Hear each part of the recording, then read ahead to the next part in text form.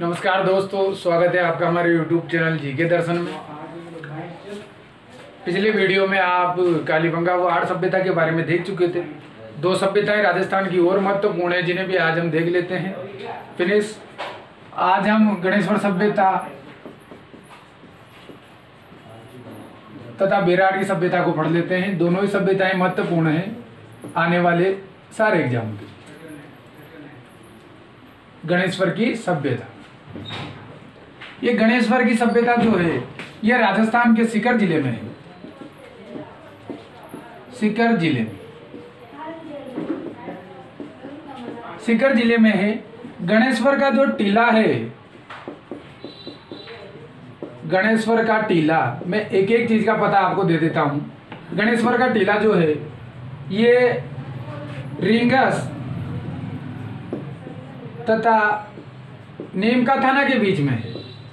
नीमका थाना के बीच में देखो, सीकर जिले में गणेश्वर सभ्यता है। यह गणेश्वर सभ्यता, ये जो गणेश्वर का टीला है ये रींगस तथा नीमका थाना के बीच में है। यह सभ्यता कांतली नदी के किनारे है। कांतली नदी के किनारे है।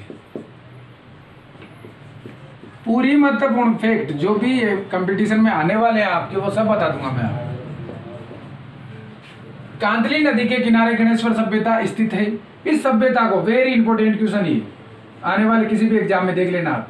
पुरातत्व का पुष्कर, पुरातत्व का पुष्कर,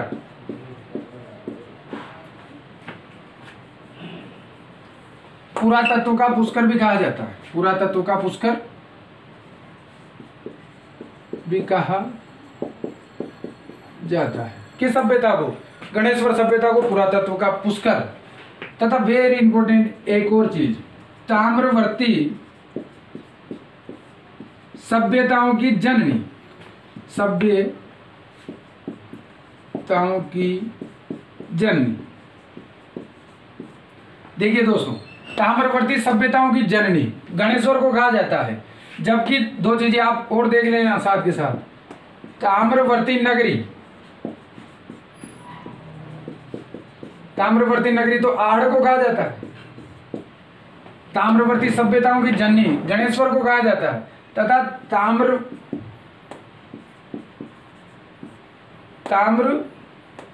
नगरी ये झुंझुनू को कहा जाता है। तांबा नगरी, सॉरी तांबा नगरी, तांबा नगरी जो किसे कहा जाता है? झुंझुनू को।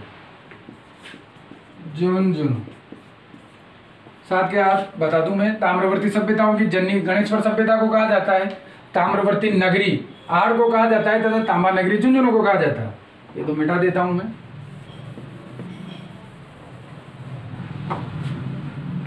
सीकर जिले में गणेश्वर के टीला जो है ये रींगस नीमका थाना के मध्य है। कांतली नदी के किनारे ये सभ्यता विकसित हुई। पुरातत्व का पुष्कर कहा जाता है। यह सभ्यता सबसे प्राचीन सभ्यता मानी जाती है। इसके नाम से आप याद रखो, गणेश्वर सभ्यता। गणेश जी की पूजा सबसे पहले की जाती है। यह पूर्व हड़प्पा कालीन सभ्यता है। पूर्व हड़प्पा कालीन सभ्यता है।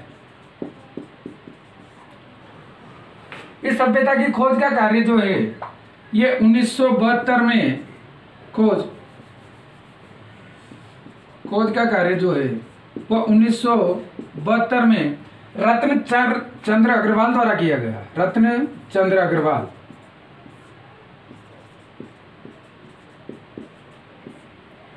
उत्खनन का कार्य भी देख लें आप। उत्खनन ये 1977 में रत्न चंद्र अग्रवाल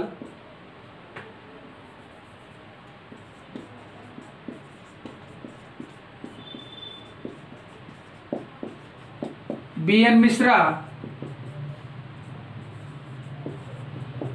तथा एक और नाम आपको ध्यान रखना है, विजय कुमार। सीकर जिले में है गणेश्वर सभ्यता। कांतली नदी के किनारे बनी हुई है। पुरातत्व का पुष्कर, वेरी इंपॉर्टेंट, इस चीज को आप भूले ना, याद कर ले, नोट कर ले। ताम्रवर्ती सभ्यताओं की जननी, ये भी वेरी इंपोर्टेंट, कई एग्जाम में आपने देखा होगा क्वेश्चन। ताम्रवर्ती सभ्यताओं की जननी गणेश्वर को कहा जाता है, ताम्रवर्ती नगरी आड़ को कहा जाता है तथा तांबा नगरी झुंझुनू को कहा जाता है। ये जो गणेश्वर सभ्यता है ये अति प्राचीन सभ्यता है, इसे पूर्व हड़प्पा कालीन सभ्यता कहा जाता है। खोज का कार्य 1972 में रत्नचंद्र अग्रवाल द्वारा किया गया था। उत्खनन का कार्य 1977 में रत्नचंद्र अग्रवाल, BN मिश्रा तथा विजय कुमार की देखरेख में किया गया। आप स्क्रीनशॉट ले लें या नोट कर लें, मैं मिटा देता हूँ, देख लें आप।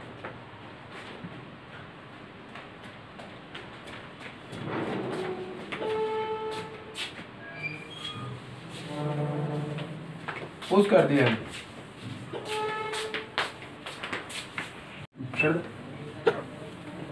अब हम गणेश्वर सभ्यता उत्खनन में जो भी चीजें प्राप्त हुई है मैं आपको बता देता हूं।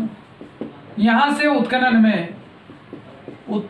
में कई सारे सर्वाधिक, ये विशेष बात है, सर्वाधिक ताम्र उपकरण व औजार प्राप्त हुए हैं। कई सारे ताम्र उपकरण प्राप्त हुए हैं, जैसे लोटा, चमचा, बाले आदि प्राप्त हुए हैं। यहाँ पर जो है वह 7 बड़े कड़ाहा प्राप्त हुए हैं, कड़ाहा प्राप्त हुए हैं। यहाँ पर जो है वह मछली पकड़ने का कांटा प्राप्त हुआ है, मछली पकड़ने का कांटा प्राप्त हुआ है। यहाँ पर कांटा निकालने का एक कांटा प्राप्त हुआ है, कांटा निकालने का कांटा प्राप्त हुआ है, जिसे स्थानीय भाषा में चिपिया कहा जाता है।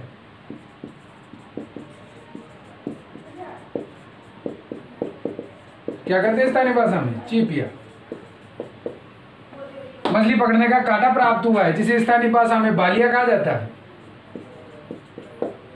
7 बड़े कड़ाह प्राप्त हुए हैं, लोटा, चम्मच, बाले प्राप्त हुए हैं। बाले प्राप्त होना यह प्रमाणित करता है कि जो कांतली नदी थी, जिस नदी के किनारे गणेश्वर सभ्यता का विकास हुआ, वह नित्यवाही नदी थी। हथियार व आयुध प्राप्त हुए हैं, हथियार प्राप्त हुए हैं, जो प्रमाणित करते हैं कि कांतली नदी जो थी वह नित्यवाही नदी थी, नित्यवाही नदी थी। दोस्तों ये थी आपकी गणेश्वर सभ्यता। सारी चीजें मैं आपको बता चुका हूं, इसके पहले मैं एक बार बोर्ड भर चुका हूं। आप इन चीजों को नोट कर लें, याद कर लें अच्छे से। अब हम जिस सभ्यता के बारे में पढ़ेंगे वो है बेराट की सभ्यता। मैं मिटा देता हूं, आप इन्हें भी नोट कर लें।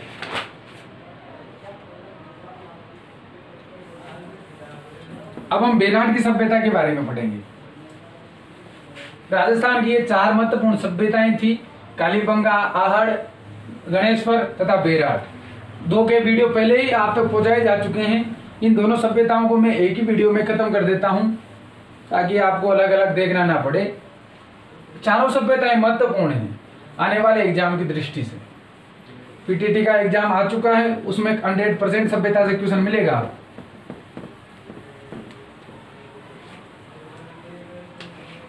अब मैं बात करता हूं बेराट की सभ्यता। बेराट की सभ्यता ध्यान से देखिएगा, बहुत ही महत्वपूर्ण। बेराट की सभ्यता, ये बेराट की सभ्यता जो है ये जयपुर जिले में जिला मुख्यालय से दूर, जिला मुख्यालय से 100 किलोमीटर दूर, 100 किलोमीटर दूर बेराट नामक स्थान पर है। बेराट नामक स्थान पर है। ये जो सभ्यता है ये बाणगंगा नदी के किनारे है। बाणगंगा नदी, ये जो बाणगंगा है ये बेराट की पहाड़ियों से निकलती है। बेराट की पहाड़ियों से ये बाणगंगा निकलती है। इस बाणगंगा को अर्जुन की गंगा भी कहा जाता है, अर्जुन की गंगा भी कहा जाता है। दिख तो रहा होगा शायद आपको साफ, जयपुर जिला मुख्यालय से 100 किलोमीटर दूर बेराट की सभ्यता है। बेराट नामक स्थान पर इसका विकास हुआ। बाणगंगा नदी के किनारे स्थित है। बेराट की पहाड़ी से ये बाणगंगा निकलती है, जिसे अर्जुन की गंगा भी कहा जाता है। बेराट की सभ्यता की खोज का कार्य जो है वो 1936 में राय बहादुर दयाराम साहनी द्वारा की गई। राय बहादुर दयाराम साहनी।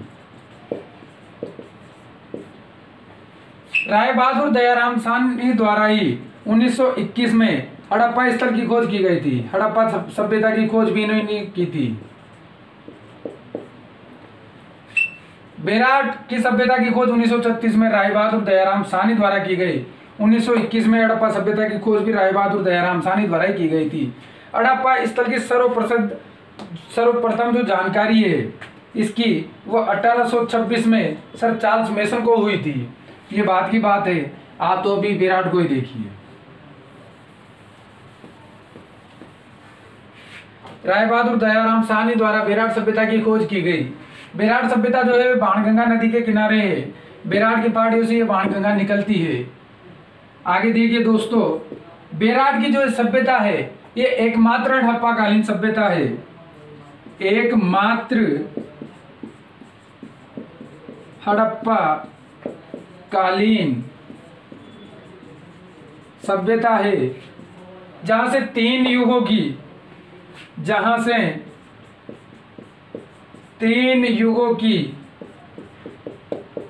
जानकारी प्राप्त होती है। 3 युगों की जानकारी प्राप्त होती है। बोर्ड भर चुका है, मैं बता देता हूं वो सारी चीजें भी आपको। आप एक बार स्क्रीनशॉट ले लें चीजों का। जयपुर जिला मुख्यालय से 100 किलोमीटर दूर बेराट नामक स्थान पर बेराट की सभ्यता का विकास हुआ। बाणगंगा नदी के किनारे स्थित है बेराट की सभ्यता। इस बाणगंगा को अर्जुन की गंगा भी कहा जाता है। बेराट की खोज का कार्य जो है 1936 में राय बहादुर दयाराम साहनी द्वारा किया गया। राय बहादुर दयाराम साहनी ने 1921 में हड़प्पा सभ्यता की खोज का कार्य भी किया था। हड़प्पा स्थल की सर्वप्रथम जानकारी जो है वो 1826 में सर चार्ल्स मेसन को हुई थी।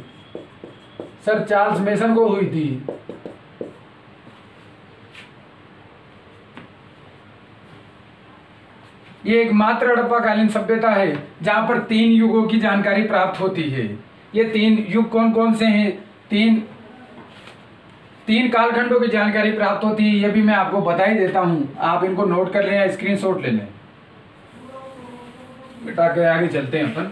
बेराट की सभ्यता बहुत ही महत्वपूर्ण सभ्यता है। कालीबंगा, बेराट, इनमें से क्वेश्चन आना ही आना, हमेशा ध्यान रखिएगा। एग्जाम का दौर आ चुका है दोस्तों। यदि आप पढ़ नहीं रहे हैं तो अच्छे से पढ़ने लग जाएं। आपके दिमाग में एक ही बात होनी चाहिए, नौकरी नौकरी नौकरी। कैसे भी लगो आप, बिना नौकरी नहीं है चौकरी। इसलिए इन सभ्यताओं को ध्यान से पढ़ें। एक एक चीज, एक एक जीके की एक एक चीज आपको इस चैनल पर मिलेगी। मैं कोशिश करता हूं डेली नई नई जानकारी आपको देने की।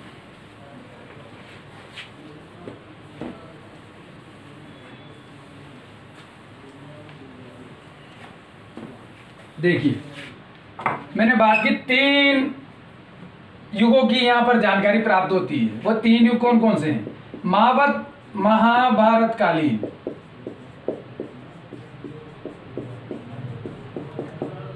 दूसरा जो है वो है मौर्य, बौद्ध कालीन, बौद्ध धर्म की बौद्धकालीन, सॉरी,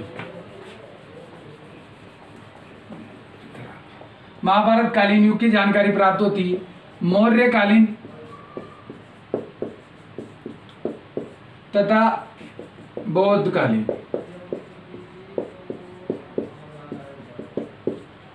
महाभारत कालीन जानकारी दोस्तों, ये विराट की सभ्यता जो है ये जयपुर जिले के विराटनगर, प्राचीन नाम जो था बेराट का वो विराटनगर था। विराटनगर, इस विराटनगर में ही पांडवों ने अपना 1 वर्ष का अज्ञातवास बिताया था। तथा जो बाणगंगा विराट की पहाड़ी से निकलती है, ऐसी किंवदंती, ऐसी मान्यता है कि जब महाभारत के युद्ध में पितामह भीष्म घायल हो गए थे और उन्हें पानी की प्यास लगी थी, तो उनकी प्यास बुझाने के लिए अकबर ने बेराट की पहाड़ी पर बाण चलाया था। उसी पहाड़ी से बाणगंगा का उद्गम हुआ। विराट नगर जो महाभारत कालीन नगर था, यह बेराट का प्राचीन नाम है। यहाँ से महाभारत कालीन युग की जानकारी प्राप्त होती है। मौर्य कालीन दोस्तों, बेराट की पहाड़ी पर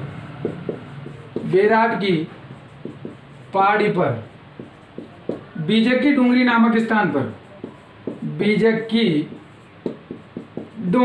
स्थान पर कैप्टन बर्ट ने, नाम ध्यान रखिएगा आप, कैप्टन बर्ट ने अशोक के बाबरू शिलालेख की खोज की। बाबरू शिलालेख वेरी इंपॉर्टेंट।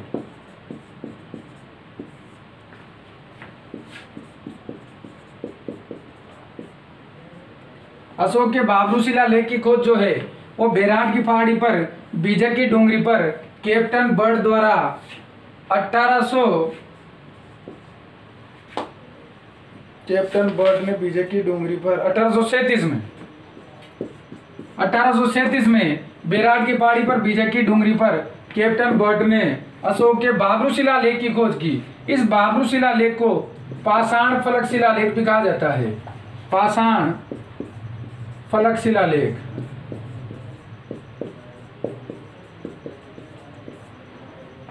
यह अशोक का एकमात्र शिलालेख है जिससे उसका बौद्ध मतानुयायी होना प्रमाणित होता है। बौद्ध मतानुयायी होना प्रमाणित होता है तथा उसके बोध गया का वर्णन भी इस बाबरू शिलालेख में मिलता है। बोध गया यात्रा का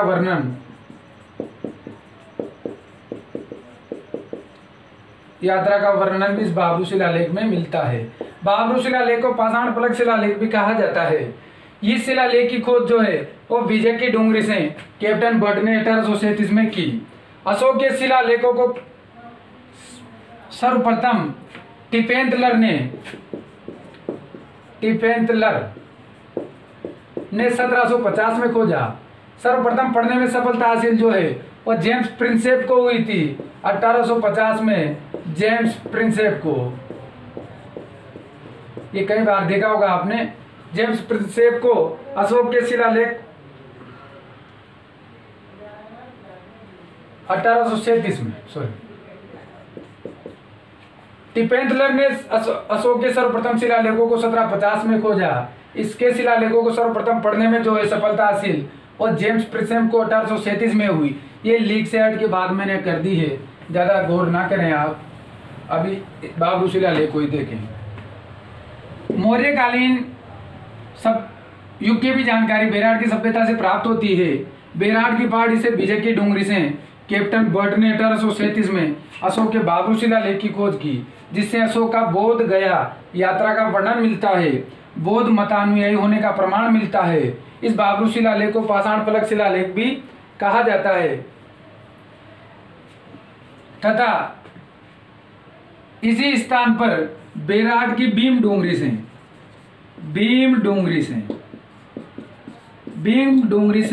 1872 में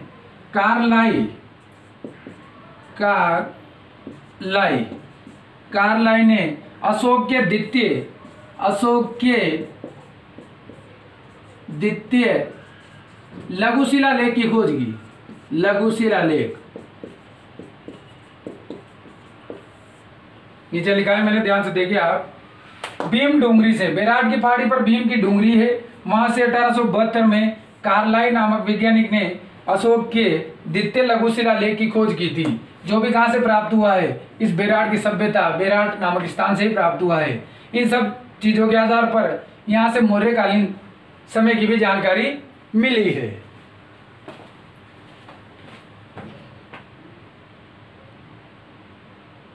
जी 1872 में भीम की डूंगरी से कार्लाई नामक वैज्ञानिक ने अशोक का द्वितीय लघु शिलालेख की खोज भी बेराट की सभ्यता से की थी। अशोक का जो सबसे बड़ा शिलालेख है वह दिल्ली टोपरा है। अशोक का सबसे बड़ा शिलालेख दिल्ली टोपरा है, जो वर्तमान में फिरोज शाह कोटला स्टेडियम में रखा हुआ है। अशोक का सबसे छोटा शिलालेख जो है वह रोमिनदेही का शिलालेख है, जो नेपाल से प्राप्त हुआ था।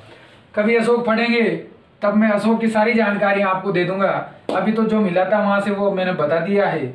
मैं आगे बढ़ता हूँ, मिटा देता हूँ, आप चीज़ों को नोट कर ले, स्क्रीनशॉट ले लिया करो अच्छे से, बाद में याद कर लिया करो। मैं मिटा देता हूँ। अब यहाँ पर बौद्ध मंदिर के भी साक्ष्य प्राप्त हुए हैं। बेराट की सभ्यता एकमात्र ऐसी सभ्यता है जहां पर मंदिर के साक्ष्य प्राप्त हुए हैं। ये बहुत ही महत्वपूर्ण क्वेश्चन है दोस्तों, कई बार कंपटीशन में आपने देखा होगा कि सभ्यता से मंदिर के साक्ष्य प्राप्त हुए हैं।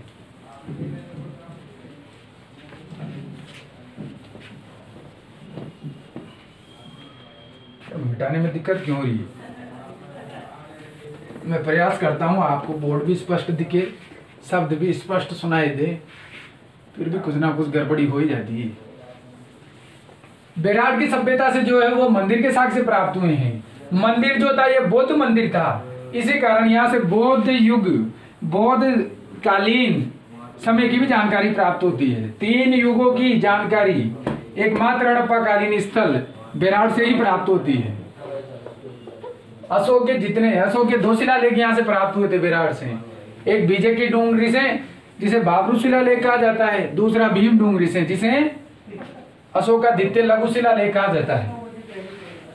देखिए, बेराट की सभ्यता से एक बौद्ध मंदिर, बौद्ध गोल मंदिर के साक्ष्य प्राप्त हुए हैं। गोल मंदिर था ये, गुंबदाकार गोल मंदिर के साक्ष्य प्राप्त हुए हैं, साक्ष्य मिले। ये एकमात्र सभ्यता है जहां से मंदिर के साक्ष्य प्राप्त हुए हैं। बेराट की सभ्यता से 136 मुद्राएं प्राप्त हुई है। इन 136 मुद्राओं में से 36 मुद्राएं पहचानी जा चुकी है, जबकि जो 100 मुद्राएं थी ये आद अवस्था में थी। इन 36 मुद्राओं में से 28 मुद्राएं मिनांडर की थी, यूनानी शासक मिनांडर की थी। बेराट की सभ्यता से जो है वह मृतभांड मिले हैं, स्वास्तिक चिन्ह अंकित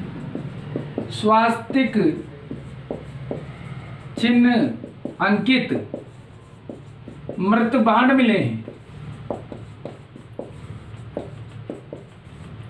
दोस्तों एक विशेष बात जो मैं बता दूं आपको, यहाँ पर बेराट की सभ्यता से कई प्राचीन शैल चित्र प्राप्त हुए हैं। प्राचीन शैल चित्र प्राप्त हुए हैं। इसी कारण बेराट को, वेरी इंपॉर्टेंट, IMP लगा रहा हूं मैं, अच्छे से याद कर लें। बेराट को प्राचीन विश्व की चित्रशाला कहा जाता है। प्राचीन विश्व की चित्रशाला, याद कर लें आप, इंपॉर्टेंट है। बेराट से एक बौद्ध गोल मंदिर के साक्ष्य प्राप्त हुए हैं। 136 मुद्राएं प्राप्त हुई है, 8 मुद्राएं। 36 मुद्राओं को तो पहचाना जा चुका है, जिनमें से 28 मुद्राएं जो है वो मिनांडर की थी। स्वास्तिक चिन्ह अंकित मृतभांड मिला है।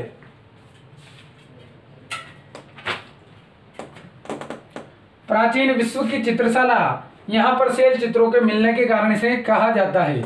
ये थी दोस्तों आपकी बेराट की सभ्यता, जो लगभग पूर्ण हो चुकी है। मैंने जितनी भी जानकारियां इस वीडियो में गणेश्वर सभ्यता तथा बेराट को लेकर थी, वो दोनों ही सभ्यता आपको क्लियर कर दी है। आप अच्छे से वीडियो को देखें तथा हमारे चैनल को सब्सक्राइब कर दें, जीके दर्शन को, ताकि प्रत्येक वीडियो आप तक पहुंच जाए। धन्यवाद।